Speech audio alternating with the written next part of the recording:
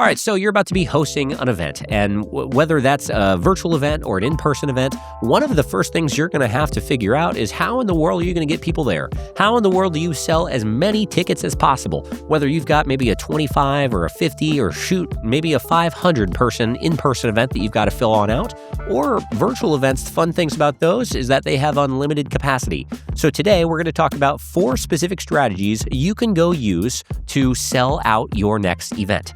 And just so you are aware, this is coming from tried and true tested strategies we have used to quote unquote sell out events. Okay, the most we've ever sold is 15,000 tickets for a single virtual event. We've also sold 500 tickets for in-person events. So lots of ways we could do this. Today, we're just going to go through the top 4 that we have learned that have actually worked relatively well. And I will be listing them in order of priority from most predictable and most scalable to, I'd say, the least predictable or least scalable. Okay, so let's go ahead, dive on in. All right, so for the first strategy we're going to talk about is good old meta ads.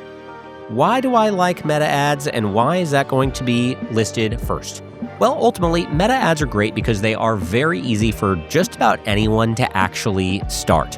Okay, you don't have to be an ad expert to be able to turn these things on, and technically speaking, you could always go find someone to help advise you on meta ads. But they are quite a bit cheaper than selling tickets on, for example, if you were to use Pinterest as an ad platform or LinkedIn as an ad platform. Technically speaking, you could totally use Google ads as well. Google ads, from my experience, we've had to pay a little bit more to generate ticket sales on Google ads or YouTube ads as Meta. So typically, honestly, from our experience, Meta ads have just been the most cost-efficient paid advertising platform that you can dive into to sell tickets. Okay, so let's talk about these a little bit more. So obviously, yes, they are more efficient. And when I say efficient, I mean like it's, you might not get as high of clicks from Meta compared to like you could go do TikTok ads. TikTok ads might get you more clicks to your event sales page. However, I've not seen the purchase intention come from a place like TikTok. We've tried that as well. And once again, there's a reason why I'm saying meta ads. So they are more efficient, which ultimately makes them more affordable for you. And also, here's why they are at the ultimate, just top of the list. They're predictable. Okay, so once you get your ads to actually start to perform, now it becomes a math game.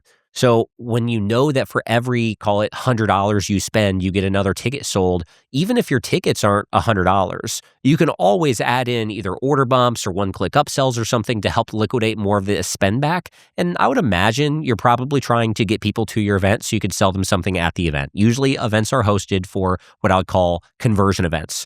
Or enrollment events. And people are using these events as a way to get more of the people that are in the room to continue working with them after the event is over. Because at the end of the day, if you're going to host, it doesn't matter a 1-day event, 2-day event, 3-day event, 5-day event. It doesn't matter. You can only change someone's life so much in such a short amount of time. Typically, the way that you really, really, really help people is after the event is over. They have to commit during the event to say, you know what? I do want this person's help. I do want to commit to making a change in this area of my life or this specific area of my business. And so therefore, I'm going to make a change. I'm going to invest into saying, I'm going to work with you, or I'm going to work with this specific company so that I can get help with X, Y, and Z solution. And so that way, after the event's over, they go back to, their home and their regular environment, but they don't go back to, I would say, status quo. They have a plan in place to move forward after the event's over to get more success, and that's by working with you. And so usually those back-end offers, I would say sold at the events, are quite a bit more profitable.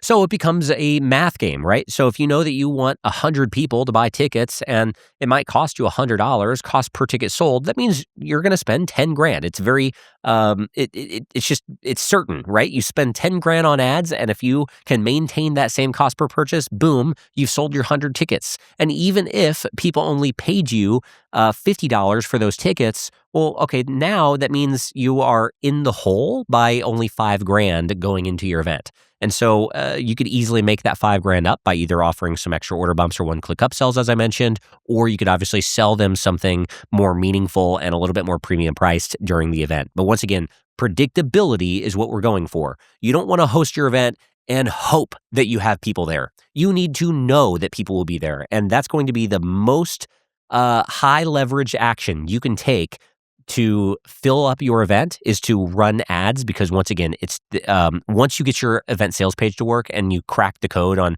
which ads are actually working, seriously, it's just predictable. So it really brings a little bit more peace of mind for you. And then also the last thing we're going to mention is, and I just kind of alluded to it, it is high leverage. What I mean by that is 1 unit of input does not necessarily mean 1 unit of output.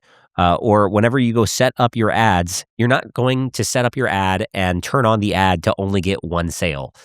It's not like if you are going door to door and you're knocking on people's doors. One unit of input of knocking on someone's doors, the most of which you could sell would be 1 ticket in that case. In this case, your 1 unit of input is going and setting up your ad and spending money. But once it works, it's like, cool, you don't have to keep working in the ads manager all day long. More tickets can continue to be sold without you actually having to do more work per se. Okay, so that's why I like it. It's high leverage, it's predictable, it's more affordable as far as advertising platforms goes, and it's very efficient, which I guess is also technically speaking high leverage. So let's go ahead and move on to the second strategy. Second strategy is going to be utilizing partnerships. Okay. What do I mean by partnerships? Do you have to have business partnerships? Are these legally binding contracts? What do these look like? Typically, in the world of event sales or ticket sales, there are 2 commonly thrown out terms. Okay. One would be JVs, and the other would be affiliates. What are the differences? Probably depends on who you ask. So I'll tell you what my definition would be. A JV, this stands for joint venture. Okay, a joint venture is when 2 people have kind of the same goal in mind. You guys are both going into this together for ideally some sort of a profit share in the back end. That's usually what these are designed to be around. And in the world of selling tickets, a joint venture or a JV, that partnership would probably look like giving someone a percentage, possibly, whether it's 10% or even 100% of the ticket sales. And oftentimes, you're also going to be giving that person a percentage of maybe even back-end sales as well, depending on, how generous you want to be. Obviously, the more generous you are, the more likely they're going to have incentive to go promote your ticket sales. The other thing about a JV you have to keep in mind about is that a JV should be looked at as someone that is high status or high authority, and they have a lot of reach. These people should be someone that's really going to add a lot of value to you. You don't need a ton of JVs to be able to help fill an event if you have the right JVs.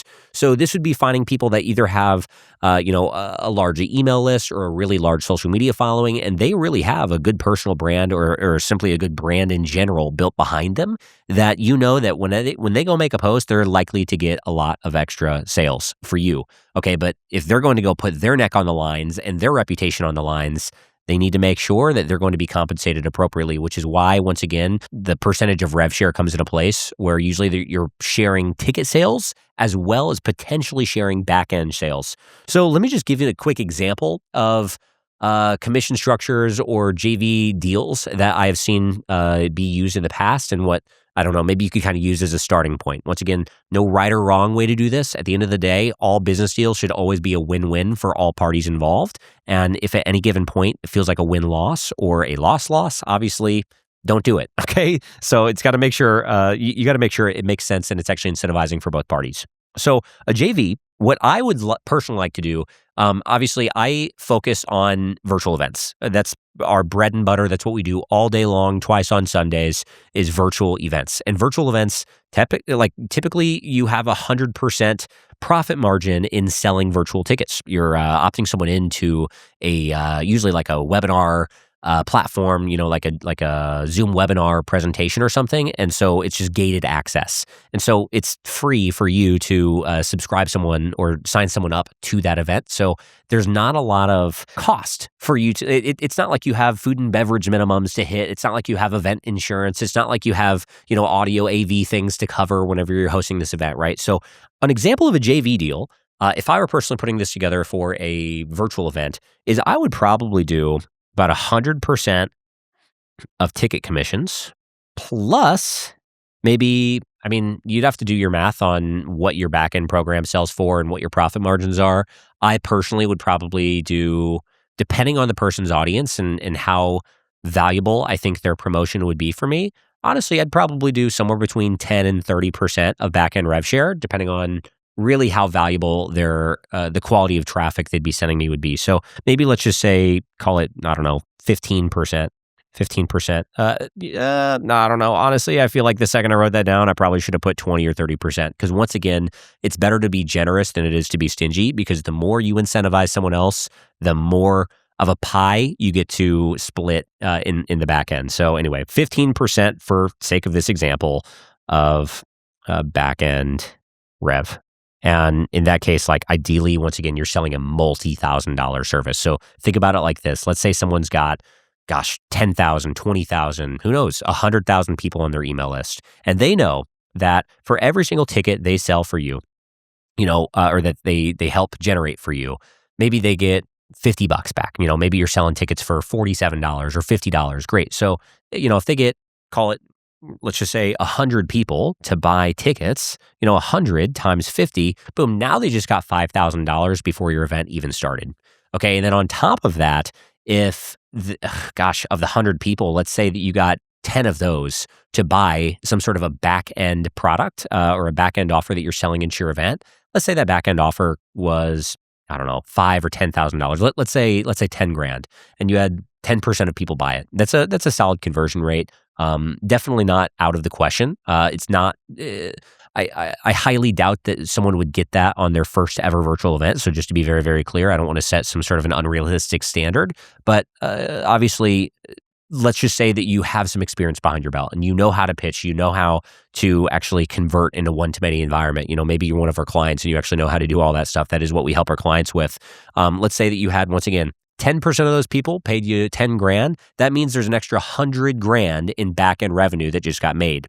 And if you're paying 15% of 100 grand, now you chop over another 15 grand to your JV. And so between the 15 grand of back-end rev share and the 5 grand of ticket rev share, now they just made 20 grand for absolutely minimal work, very, very, very minimal work.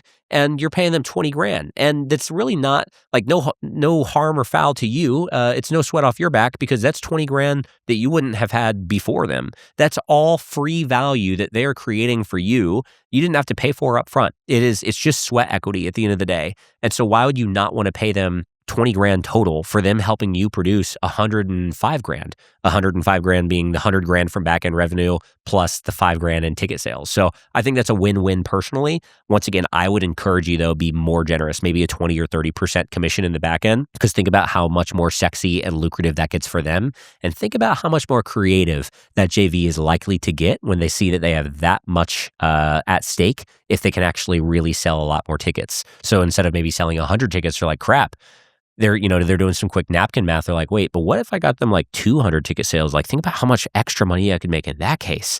And then in that case, you know what I mean? Like, it's exponential. So if you pick up on any thread from me ever while watching this channel, you should understand I am all about multiplication. I'm all about high leverage actions. I never like to bias towards taking actions that cannot be used at higher leverage. We'll talk about some lower leverage ones here in a second, but obviously a JV is a very high leverage opportunity.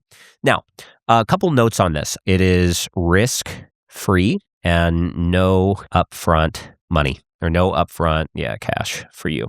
Additionally, you are either nurturing or creating a relationship. You're nurturing an existing relationship you had, and hey, when you get to do business with other people that you know, like, and trust, and you get to pay them out some handsome amounts of money, usually it's going to increase the strength of your all's relationship. Obviously, that's assuming it goes well. Not all business relationships go well. Probably another video for another time. But I'm not a business. I'm not a business partnership expert by any means, but I would consider JVs a little bit different. So anyway, it can technically add value to your network, add value to your JV. That's relationship equity right there. Another huge pro in this is that the traffic that you generate is going to have an extra degree of trust. These are essentially referrals. Okay. Think about it like this. The difference between a JV, like the intention of the traffic from the JV versus the intention of the traffic from the meta ads. Meta ads, you're getting cold traffic who does not know, like, and trust you. There is no point of connection. There is no point of familiarity. There is no point of trust. And so they're going to be very skeptical, probably the highest that you could possibly be on the skeptic rating.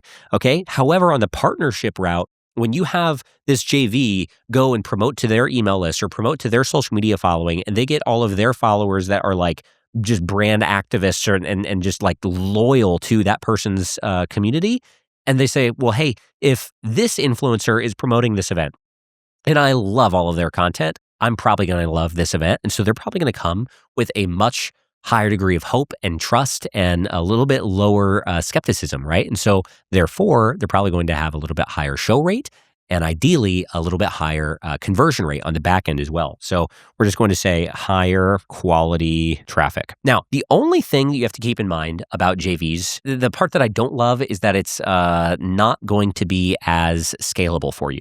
Okay, so while Facebook ads, I should actually go put this here, it's extremely scalable. We have spent upwards of, I think the most we've ever spent on a single virtual event was $350,000 selling tickets to a virtual event in literally a 2.5 week period, which is great. Like, that's scalable.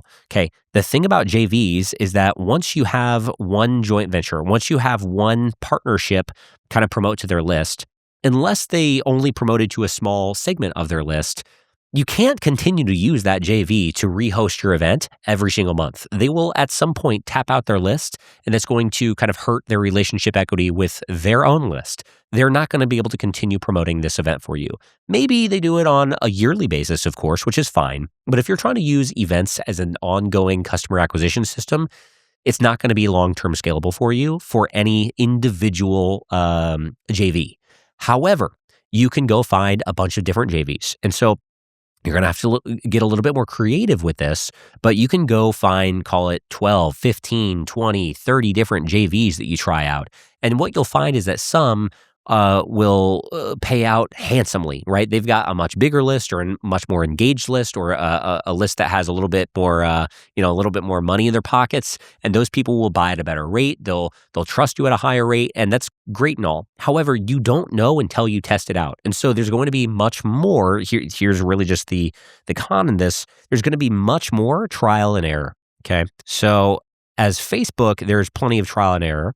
Or Meta, there's plenty of trial and error, but you can learn very quickly and you can iterate very, very quickly. It's kind of like day trading. You can go, pop open a new ad tomorrow and then 5 new ads the next day and 10 new ads the next day. You can make tests very quickly. With JVs, you're kind of committing to that joint venture for the entire event. And hopefully it goes well, but you never know at the end of the day. So there's going to be a little bit more trial and error and it's not going to be quite as scalable. And lastly, outside of it not being quite as scalable, it's also not going to be quite as predictable. Predictable meaning, if Johnny over here wants to promote your event and he has an incredible list and every single time he promotes you, for a fact you're going to get ticket sales, that's great. That's predictable. Scalable means you're going to be capped to the size of his list or how many times he is willing to continue to promote to his list. So that at some point, it's not going to be scalable. You'll only be able to get X amount of ticket sales whenever Johnny promotes your event, right? So it's just not going to be quite as predictable. Okay, so we talked about JVs. What about affiliates? Let's add these guys finally back on in here. The way I would look at affiliates is it's going to be a little bit more scalable, right? You can have as many affiliates as you want, technically speaking. I do like to quality control it a little bit more. And also the payment structure, the payout structure is going to be a little bit different with these guys. Well, you should probably understand my quality assurance behind the affiliates. I never want anyone to be able to promote something that they have not personally bought themselves. I don't think it's right. I don't think it's right for Johnny over here to go tell his entire list that they should go buy this one thing if Johnny himself is not willing to put his own dollars behind it. If Johnny himself is not willing to put his own neck on the line and say, hey, I personally want to go through this. So I like to quality control affiliate processes by saying you have to personally buy a ticket to the event before you can even become an affiliate. Or you have to personally, like, for example, if you're trying to do affiliates for maybe your back end higher coaching offer, your higher ticket, more premium priced offers. If that's the case, I would not let people become affiliates for those offers unless they have personally gone through your program first and actually had some results that they could actually speak from a place of authority and real conviction. Affiliates are paid percentage of the tickets. Once again, if you're doing virtual events, I'd probably just do 100%. Honestly, I would just do 100%. Let's actually put that 100% for virtual tickets. And I will say up to you on in-person tickets. But, maybe it's, I don't know, it really depends on the size of ticket, whether they're $1,000 tickets, $200 tickets, $97 tickets. But honestly, I would probably encourage you, even same thing, 100% for those in-person events. That's easy to do if you're going to be selling something at the in-person event, because that's where all of your profit's made and you know that. But if you're not selling anything at the in-person event, and this is really just going to be a fulfillment event, then maybe you are going to have to kind of control the profits a little bit tighter, and maybe you go 20%. So we're just going to say 20 to upwards of 100% for in person. The other thing that you want to keep in mind, once again, and I already said this, but just want to make sure that we write it down as well, is open to anyone who buys tickets. So while your partnerships, like your JVs, these are going to have to be quite a bit more strategic in your approach. You might literally only want one JV to go promote for your upcoming event, and then you kind of co-host that event with that JV. That might be something that you do, and that way it doesn't seem so weird for that JV to be promoting it to their list, and then they're not even mentioned at the time of your actual event. So that might be one way you leverage a JV as compared to affiliates. I mean, you could have 100 people, 100 different affiliates promoting tickets for your event. And the way that I would set this up to try to make this a little bit more scalable to enroll affiliates is I would have it set up so that way once someone buys a ticket on the thank you page, you typically are going to have a couple points for them to pay attention to. Like number one, go check your email to make sure that you got access to the actual ticket. Number two, click here to add the calendar to your event add the event to your calendar. And then maybe number three, maybe you have a little video and it's like, hey, real quick, if you'd like to become an affiliate for this and you'd actually like to even make a little bit of money on this event before the event even starts, would highly encourage, click here, become an affiliate, grab your unique affiliate ID link, and we'll give you X amount of commission for every single ticket that you sell to your friends. And so it doesn't matter if that person literally only promotes it to, their neighbor Sally, or they promote it to their entire family, or maybe they say, you know what, I've got a good list. I'm going to go promote this to my entire list because I already know, like, and trust this event host, and I know this is going to be a great event. And it doesn't matter. Everyone's going to have their own individual kind of reach there. And you just let everyone promote it as they so choose. And maybe if you really want to maximize your ticket sales from your affiliates, you might be in your best interest to be able to set up some sort of a training for how to actually go promote it. And maybe you even have some canned responses. I shouldn't say responses, maybe some swipe files for either social media posts they can go make, or emails they can go send, or text messages they could go send that are likely to get ticket sales, because you don't want them to just go take the link and go randomly post that on Facebook with no context behind it. You should know a little bit about copywriting. You should know a little bit about direct response marketing if you're watching a video as nuanced as this. And so maybe you do a little bit of the heavy legwork or the heavy lifting for your affiliates so that you can increase the likelihood they get success and increase the likelihood that you, therefore, get success. Here are kind of the pros and cons that you will want to be aware of if you go down this route. It is, once again, risk-free for you. Risk-free promo for you. Additionally, it is, I would say, ultimately, it is high leveraged because you are setting up your affiliate system once, and as many people as buy tickets can technically sign up. So there's quite a bit more leverage here. Additionally, you are getting referrals as traffic. So it, once again, just kind of higher quality traffic. Okay, one more pro, here we go, is diverse traffic sources, right? You're not putting all of your eggs in one basket as far as your affiliates go. You're not hoping that one person gets all of the ticket sales for you as you might for a JV. So diverse traffic sources. So it's one type of a traffic source, but a bunch of different actual sources, if that makes sense. You're using affiliates as the type or as the vehicle, and you've got a bunch of them that can be deployed. Now let's talk about some of the cons, because there are absolutely some. So they're likely to be less incentivized. Okay. Only getting a percentage of the ticket sales is way less incentivizing as getting the percentage of back-end sales from a premium priced offer. So less incentivized to actually get you ticket sales. You could technically say, well, I mean, I'm happy to give these people a percentage of back-end sales. The tough part in that is that you then have to be disclosing to every single person that's buying a ticket that there's going to be a back-end offer and exactly how much it is.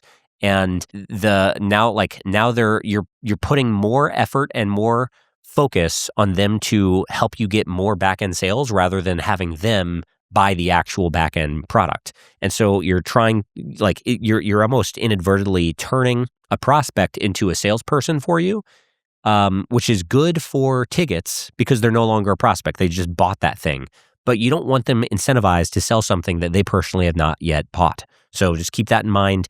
You're really not going to be able to incentivize these people on the back end sales until they've actually bought the thing that, that it is that you're trying to promote. So they're ultimately less incentivized. Additionally, there's less control of what they post. So less control in messaging. Okay. So you could have someone take this really seriously. And I mean, I'm just going to draw this out to make it some horrible, awful experience, just so you can understand where this could technically go. You could have this person that's just a multi-level marketer. We're just going to call her Karen. Okay. So Karen can sign on up. And let's say that Karen literally has a background in multi-level marketing, but let's say that she has never been successful at multi-level marketing. She has been taught that the best way to promote for anything is to go spam all of her friends on Facebook. And so because of it, Karen is out here posting to all of her friends that they need to be at this event because it is the next big thing and it's going to save all of their lives. And she's making claims now that you never made. She's making claims now that, your event's going to do all of this special sauce for them and it's going to change their life. It's going to change their business. And it could, but you got to be careful with FTC claims, of course. So now you have these people that are potentially could be making claims for you that you can't even back on up. And FTC is likely to come for you, not necessarily them, because it's your product and you are letting them promote for you. So they are promoting on your behalf and they're promoting and using language and using messaging that you're not necessarily signing off on. So that could be a little scary for you as far as compliance and lawsuits, honestly. Additionally, you have no idea the quality of traffic that these people are going to promote or that these people are going to attract for you. And so maybe Karen gets a whole bunch of other Karens to attend the event. And now they all attend and they're expecting the world. And if your event is anything less than the world, now they're all going to be asking for refunds. Maybe they all go not promote you. Maybe they all go try to start some sort of a random class action lawsuit. You just have no idea.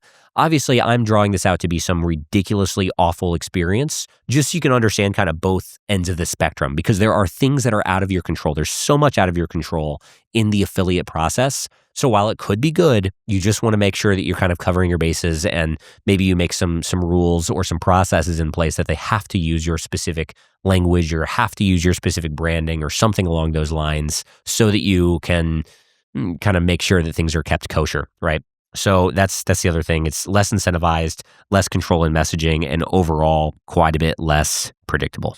Okay. It can be scalable. It's just way less predictable. And I have a hard time saying it's scalable because you can't personally just go click a button and make it scale. The only thing you could do is let more people hopefully sign on up. You can maybe even cold call some of these people that have purchased tickets and say, hey, I saw you purchase a ticket, but you didn't sign up to become an affiliate. You could get a little bit more creative, but there's still going to be a cap to the scale of which you could reach with the affiliate model this way. I don't know. Probably depends on our definitions of scalable, but I don't think it's going to be as scalable as something as Facebook, or definitely not as predictable at least. So we'll say that. Honestly, I think that kind of covers it for the main kind of pros and cons for the affiliates. So honestly, that covers it for partnerships in general. So far, once again, we've covered meta ads. That's my absolute favorite. Partnerships, another great one to go through. And obviously, we talked about some pros and cons of the two different types of partnerships. Now let's talk about the third option, your good old socials, social media, organic. This is great because ultimately it is free for you to leverage. Free as a bee, okay? Additionally, it is going to be very high quality traffic. So high quality traffic in the sake of these are people that are already following you. They're already friends with you.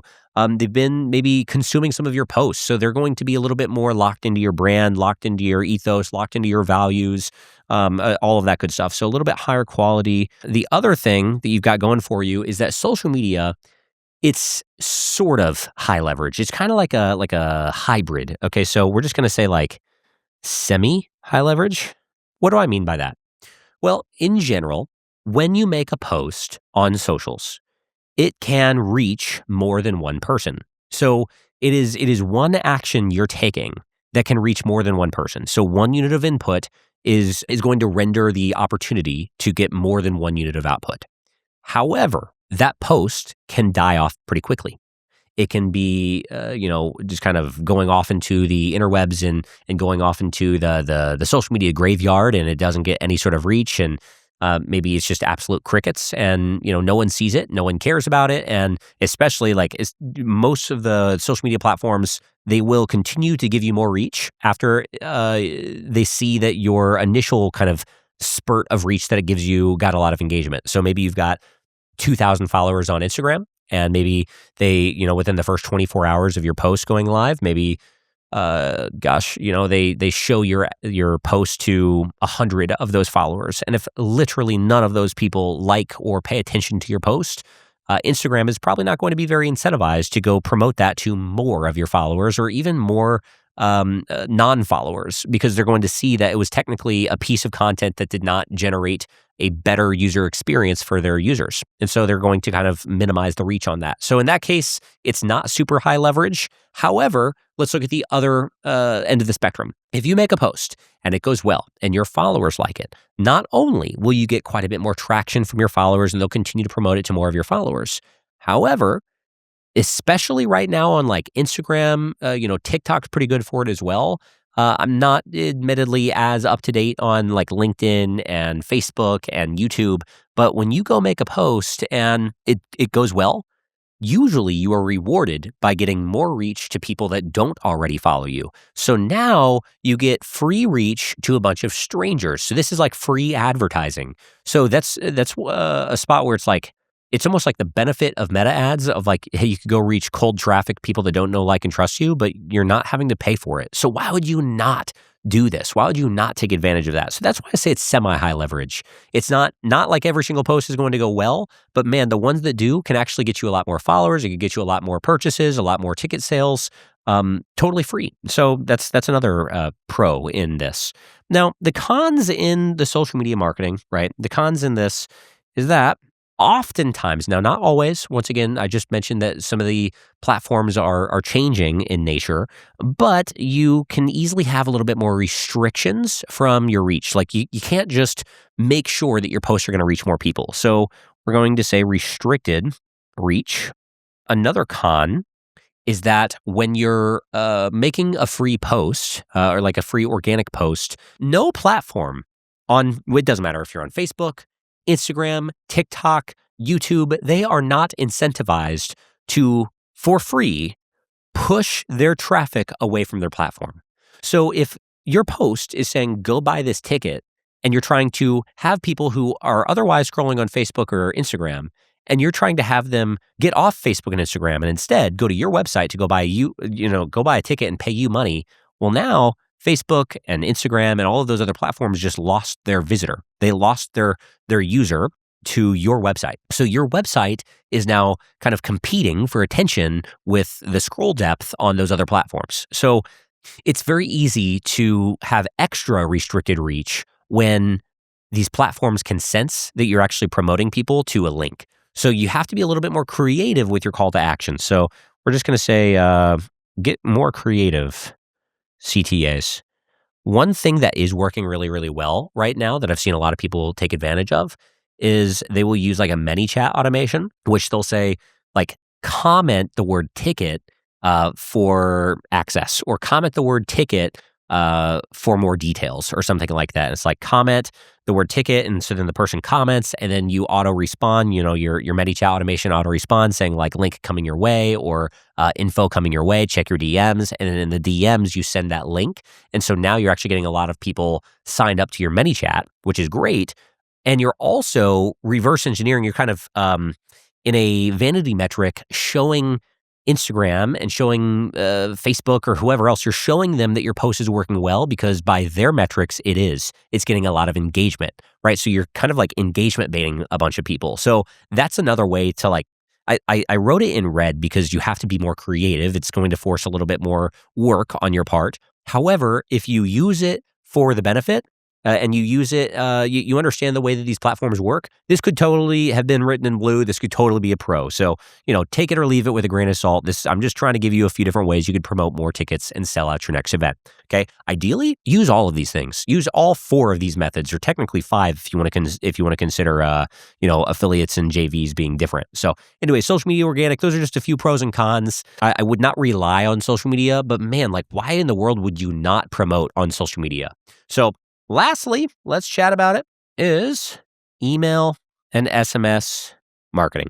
Email and SMS marketing. Obviously, as all of the others have pros and cons as well. So the pro in email and SMS marketing is like, it depends on who you're using for your provider, but it's low cost. Typically, there are messaging rates if you're using SMS, and if you're using email marketing, there's a cost usually to have an email list.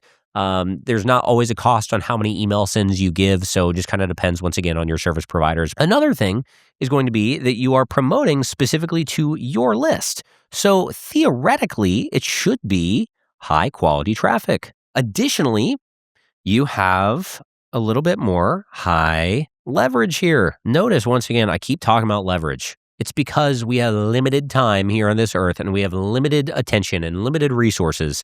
Technically speaking, the only unlimited resource that that's like on this earth, I would say, is money. Money is unlimited because it cash flows. Like it comes and it goes and whatever. Like, you can always get more money. You cannot always get more time. You cannot always get. Yeah, you just can't always get more time. You can try to buy time back, but you cannot always get more time. You also have no idea when your last day is going to be here on this earth. It's unfortunate, but there's a new study that recently came out that, technically speaking, 10 out of 10 people die. It's brand new. I know shocks a lot of people. However, it's new and it's been proven. And so sorry to be the bearer of bad news, but you're going to die someday. And you don't know if you're going to die tomorrow. You don't know if you're going to die next week, next month, next year, or in the next 10 years. You just don't know.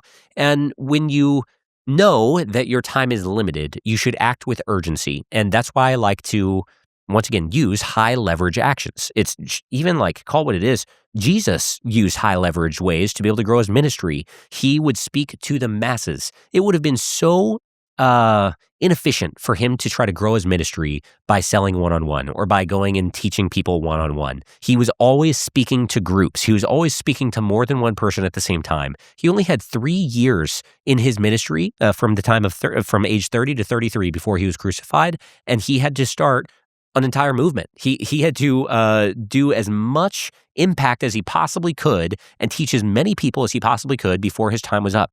And so he would use high leverage ways to be able to get his message out. And so I want you to do the exact same thing.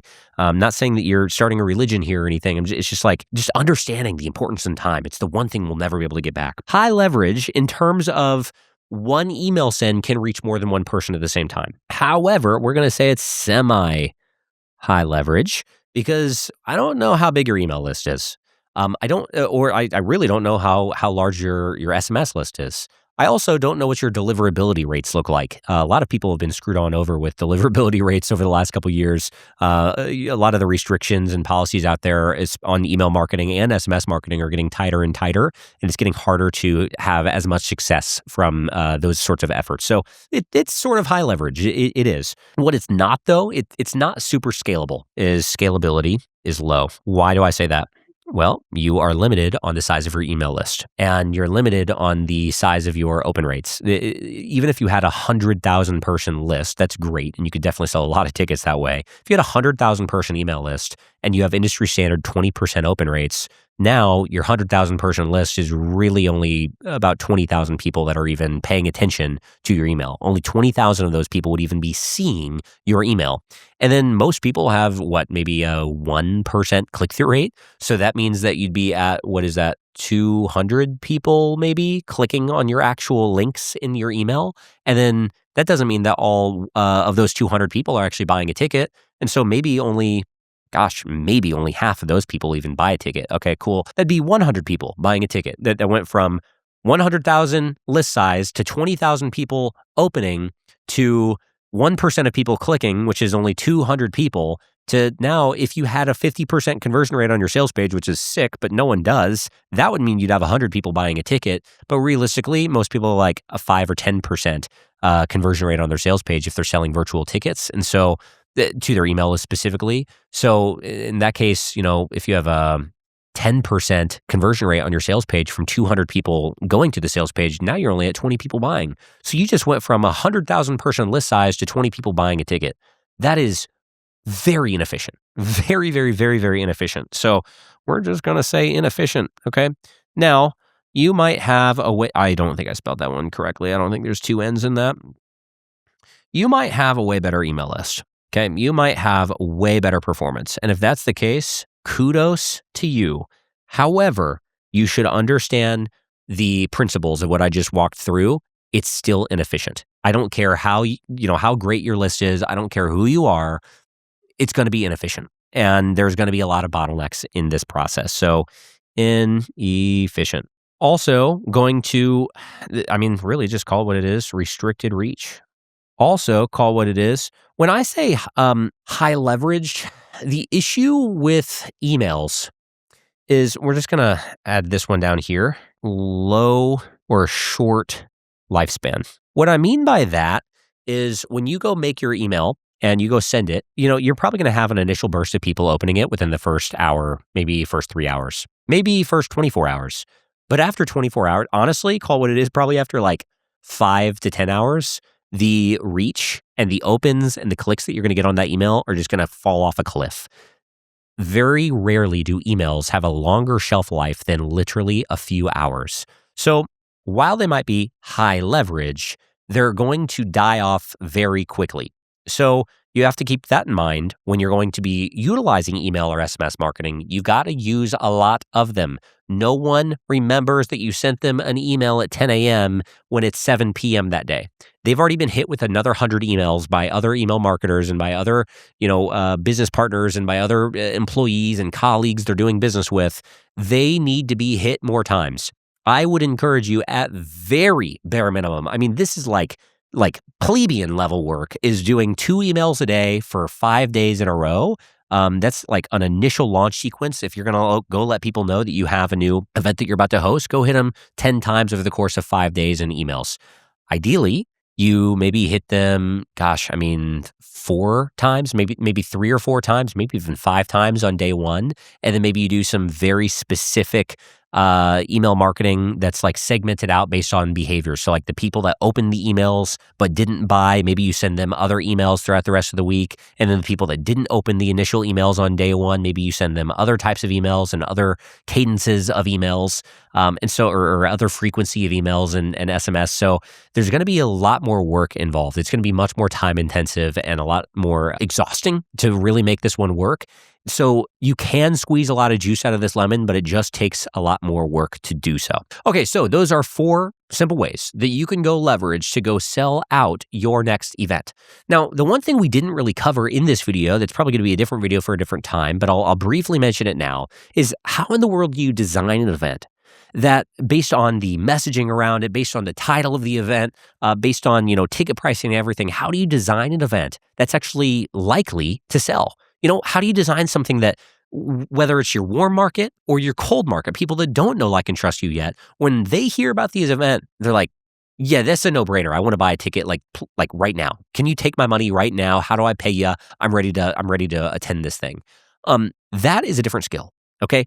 I can try to go run some of the most creative Facebook ads and the best email marketing, and I can go get a bunch of JVs and affiliates and promote an event that people don't care about And I'm going to be fighting an uphill battle that is extremely frustrating. That, in my opinion, is one of the biggest mistakes that people make when they are designing events, is that they don't actually do enough market research before they go create their event. And that's a whole process in and of itself. And so you should probably subscribe to this channel, admittedly, because I will be making another video on market research here in the very, very near future. But how in the world do you go, honestly, do a quick market research test to figure out what your event should be called and what it should be themed around and what topic should you be talking about during, maybe it's day one or day two, and how do you actually craft that in a way that everyone says, please take my money, I need to attend this event?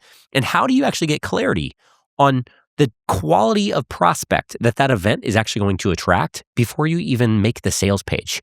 That is where market research comes in. And so if you'd like to learn a little bit more about that, I would encourage you, please subscribe to this channel, because that's all we talk about. We talk about other actions that you could go deploy into your business to go make more revenue, go sell more tickets, go sell from stage, and ultimately exponentially multiply what God has given you. If you're new here, and this is a totally new video for you, my name is Zach Hesterberg. I run paidevents.com, and that's ultimately what we help people out with. So I would encourage you, wherever it is on this channel, go hit that subscribe button and turn on the good old post notifications as well. We have 2 videos every single week. Every Tuesday, we have these sorts of videos where they're very tactical, very strategic, and we actually talk about high leverage things that you could go deploy into your business to go make more money and ultimately make more sales. Obviously, I can't give you any sort of income claims around here. It's just free YouTube videos, but I'm just handing down lessons that we have learned in being able to make a lot of money from virtual events and ultimately just digital marketing in general over the last 10 years. Every Friday, though, these are Faith Forward Fridays. They're way less strategic in nature, and ultimately what we're doing, we're just taking the Bible, good old Bible, yes, that's the book for me, and we'll unpack some scripture, and we will actually talk about how that scripture, ancient wisdom, call it what it is, and we will talk about how that can be applied into your business, how it can be applied into how you lead your team, how it could be applied into how you're ultimately growing your business and trying to multiply, once again, what God has given you. So if that sounds like your cup of tea, hit the old subscribe button, and I cannot wait to see you in the next video. And as always, if you are a returning subscriber, I always say welcome on back. Do appreciate your support. Share this video with someone that you know is maybe hosting an event that would really, really value from being able to get some extra ticket sales across the board. And sorry, very, very last thing is, if you want more help with this, if you actually want the tactical ways that we actually set up these ads and the actual tactical ways that you can actually go get a bunch of people to sign up to be affiliates, and actual tactical ways that you can sell more from stage so that you can go into your event more confident, you'll be able to make more money back in the back end from your offer. That is what we help our clients with. So if you'd like some help with that, go to paidevents.com. It should be in the link in the description somewhere around here. You'll be able to book a call to speak with either myself or someone from my team, and we'd love to talk about what it would look like to be able to help you hit your goals this year and be able to multiply your business in 2026 or 2027, whenever you're watching this. So that's about all we have for you today. Much love, and cannot wait to see you in the next video. Peace.